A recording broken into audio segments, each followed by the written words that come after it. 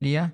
Saludamos con mucho gusto a Gabriel Casillas, economista en jefe para América Latina de Barclays. Gabriel, ¿cómo estás? Muy buenas tardes. Hola, ¿qué tal? Muy buenas tardes, querido Darío. ¿Cómo va todo? Pues más bien dinos tú cómo estás viendo el panorama petrolero, el panorama del tipo de cambio. Hace unas cuantas horas el presidente Trump pues anunció un alto al fuego entre Israel e Irán para apaciguar los ánimos y pues darle un respiro de certidumbre a los mercados. ¿Cómo estás viendo lo que está pasando en Medio Oriente y su efecto en México específicamente? Pues justo, mira, así como estabas describiendo los mercados, así es como se está sintiendo aquí en Nueva York. La verdad es que, pues sí, se amaneció todo el mundo muy nervioso, ¿no? Un ataque desde el fin de semana, un ataque a Irán, ¿no? Una nación pues poderosa con capacidades nucleares o aparentemente nucleares. La verdad es que todo el mundo pensaba que los mercados iban a vivir una semana pues, de terror, literal, y más con estas amenazas de una represalia de parte de Irán, que vimos que parte de ella pues se materializó con estos misiles a la base de Qatar que tú mencionabas. Pero la verdad es que fue muy sorpresivo ver los tweets del presidente Trump diciendo ya se llegó a una negociación, que ya hay un cese al fuego y que además Irán ha aceptado los términos del cese al fuego. Que la verdad, por el momento los desconocemos, pero tú justo como los describiste los mercados, arriba las bolsas, abajo el petróleo, ¿no? Entonces, originalmente en la mañana como que nuestra entrevista iba a ser más platicar de cuáles iban a ser los efectos de la posibilidad de que el precio del petróleo estuviera muy alto en la gasolina y la inflación. Y bueno, pues estamos diciendo ahorita que prácticamente a lo mejor ya se acabó el problema. Veo difícil, Darío, que se haya acabado por completo. A lo mejor esto es un cese al fuego y a lo mejor podemos seguir el conflicto, pero aparentemente sí se arregló ya. Entonces vamos a ver cómo sigue evolucionando esto, ¿no? ¿Cuál sería la reacción natural de los inversionistas a fin de trazar una o tratar de trazar una ruta pues en las próximas semanas para el tipo de cambio, para el precio del petróleo y cómo influye esto pues en una negociación arancelaria que ahí nos dejó a la mitad del camino por lo visto en lo que es un replanteamiento de las prioridades de Trump? Claro, pues mira, yo creo que, Darío, lo más importante es que habíamos pasado de un tema comercial, ¿no? Con Estados Unidos, no nomás México, sino el mundo, a un tema fiscal, ¿no? O sea, estaban enfilando las baterías de todos los inversionistas a ver cómo iba a proceder toda la reforma impositiva de Trump y el presupuesto, y de repente, pues, se perdió esto con todo este tema de tensión de Medio Oriente, pues probablemente la atención vuelva a regresar al tema fiscal más que al tema comercial. Yo creo que el tema comercial, aparentemente los inversionistas ya piensan que lo peor ya pasó y ahora vamos a estar más enfocados en el caso particular de México, en si realmente se va a poder, la revisión del TEMEC o si se cambia de nombre a un tratado bilateral México con Estados Unidos, la verdad es que yo creo que va a salir bien, ¿no?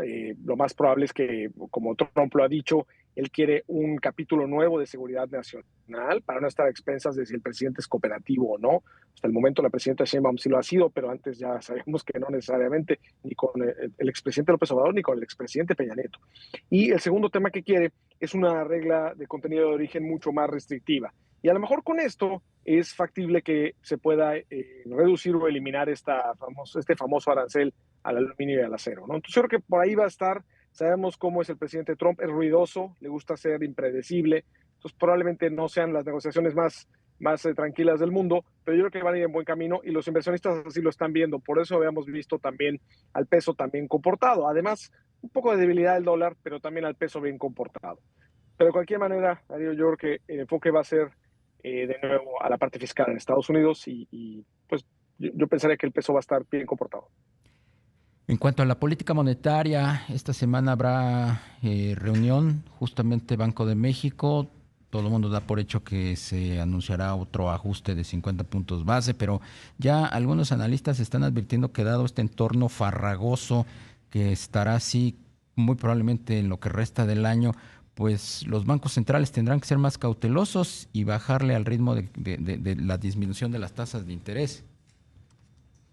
Sí, efectivamente, ya muchos bancos centrales en el sureste asiático, inclusive Sudáfrica, inclusive de Europa del Este, han estado más cautelosos. Y en el caso de Latinoamérica, con excepción de Brasil, que ha tenido que subir las tasas, no tanto por un tema internacional, sino por un tema interno, ¿no? De atentado a la independencia del Banco Central de parte del presidente Lula. Fuera de ese Banco Central, los demás habían estado bajando y sí se han puesto un poco más cautelosos, ¿no? Entonces, Banco de México no creo que sea la excepción. Yo creo que un punto muy importante del Banco de México es no nada más el tema como tú dices, el ambiente farragoso y la posibilidad de que el tipo de cambio reaccione de manera mucho más volátil, sino que hemos visto que la inflación pues ha estado subiendo mes con mes. Digo, ha sido por temas de una sola vez, que si el jitomate por la sequía, o que si el precio de la carne por el gusano barrenador, o cosas de ese estilo, ¿no? La parte de pollo y huevo por la fiebre aviar en Estados Unidos. Pero de todas maneras, una por una, esos eventos de una sola vez se van uniendo y ya lo hemos visto que ha habido cierto traspaso a los alimentos procesados en la parte subyacente, ¿no? En la parte que más importa para Banco de México. Entonces yo creo que por eso se va a ir un poco más cautela, ¿no? Nos pensamos que efectivamente el jueves bajan 50 puntos base la tasa, ¿no? A Sí, 8%, y de ahí es probable que ya bajen el ritmo a 25 puntos base para las reuniones de agosto y septiembre y ya no quede mucho espacio más para bajar. claro. Gabriel, ¿cómo estás? Te saluda Rogelio Varela. Gabriel, Hola, querido Rogelio, ¿cómo estás? ¿y qué podríamos esperar en lo que resta del año en este mismo ambiente volátil y de mucha incertidumbre en el tema del crecimiento para México? Nosotros hemos estado, como digo, afortunadamente hemos tenido pláticas, hemos estado optimistas en el caso de México comparado con el consenso. Nos Sí, tenemos un crecimiento del 0.7%, consenso anda en cero. De todas maneras, pues 0.7 no es una buena tasa de crecimiento, pero yo creo que hay cosas que pueden ayudar. Y yo creo que muchos de mis colegas han estado muy negativos por el tema de la consolidación fiscal, por el tema de que es un primer año de gobierno donde normalmente se desacelera la economía y además toda la incertidumbre comercial con el presidente Trump. Yo creo que lo peor como decía hace ratito, lo peor comercial ya pasó. Yo creo que inclusive lo peor de un primer año de gobierno en donde se desacelera el crecimiento también ya pasó, ¿no? De hecho, vimos el IGAE, ¿no? Este PIB mensual de de abril, abril, sí. ¿no? Con todo y los aranceles, que fue mejor a lo esperado.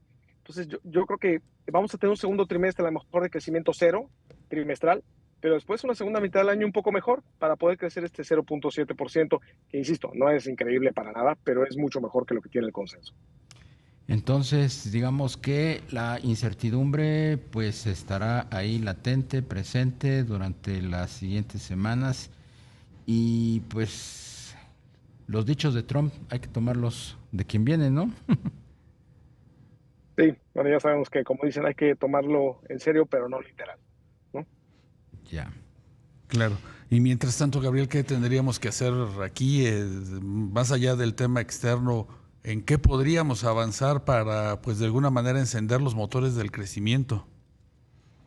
Yo creo que tres cosas. Una ya se está haciendo, que son estar muy cerca de tanto del representante de comercio en Estados Unidos, de Greer, del secretario de Comercio, Lutnick, ¿no? Tanto de parte del secretario de Economía, de Ebrard, Sí, como de parte del sector privado mexicano y extranjero que está relacionado con toda la industria automotriz y aeroespacial, que ya está ocurriendo. Eso está muy bien, ¿no? Dos, yo creo que es muy importante que el gobierno ya anuncie un plan estructural para Pemex, ¿no? Sobre todo en la parte de que el año que entra hay vencimientos de deuda de Pemex muy importantes. Entonces, si quiere este gobierno, que yo creo que sí lo quiere hacer, en los próximos 6 años tener tranquilidad, salvaguardar el grado de inversión de México, sí. es muy importante tener este plan de Pemex. Justo por ahí, Darío, tú hablabas algo al respecto, y yo creo que eso es clave, ¿no? Y tercero, yo creo que es muy importante dar celeridad a toda a la parte de inversión del sector privado, ¿no? ¿De qué manera se le puede dar confianza de que no va a haber cambios en el camino, ¿no? Entonces yo creo que esa sería muy, muy importante para que todas esas, sobre todo pymes, porque las empresas grandes yo creo que ya están muy cerca de la presidenta Sheinbaum, pero las pymes que han Sí. estado un poquito pues, nerviosas con la reforma judicial, etcétera, que tengan un poquito más de certeza jurídica y de certeza de qué sigue hacia adelante con las leyes para que se sientan tranquilos de invertir. Es que ese es el punto. ¿Cómo se ve allá desde Nueva York el tema de la reforma judicial y la poca certidumbre que genera para nuevas inversiones? Mira, hoy los mercados y los participantes acá estuvieron muy nerviosos el día que se aprobó la reforma, ¿no? El año pasado, del impulso que se le estaba dando.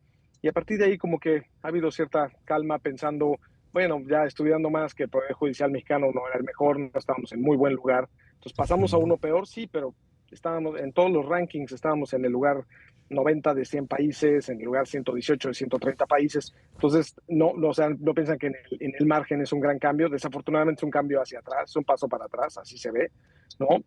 Pero pues han visto las cosas buenas de la presidenta Sheinbaum, ¿no? El cambio en la política energética, ¿no? Para permitir al sector privado estar, tanto, inclusive en petróleo, ¿no? Han visto el cambio en el tema de seguridad, han visto cómo ha manejado el tema de negociación con el presidente Trump. Entonces, todas esas cosas positivas han estado pues sobrecompensando este tema de reforma judicial. Vamos a ver cuál empieza a ser algún resultado, que veamos algún juicio importante, algún amparo, cómo resulta. Yo creo que será lo siguiente a ver. Pero es algo que ya no se tiene así vamos, en el tope de las mentes de los inversionistas por ahora. Gabriel Casillas, economista en jefe para América Latina de Barclays. Como siempre, muchas gracias por tomarnos la llamada. Muchísimas gracias, Darío. Rogelio, un gustazo. Gracias, Gabriel. Al auditorio.